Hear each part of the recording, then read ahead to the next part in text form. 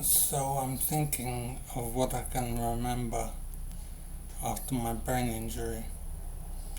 So I have lost my memory virtually entirely, but I'm struggling now to see if there's anything I can recall. I'm starting first with music I was into. It's awful to not remember my music that I enjoyed, but I can remember Hotel California by the Eagles, and I can remember If You Let Me Stay by Sananda Maitreya. So that's pretty much all I can remember. I like George Michael as well. So I hope I can rebuild my memory somehow.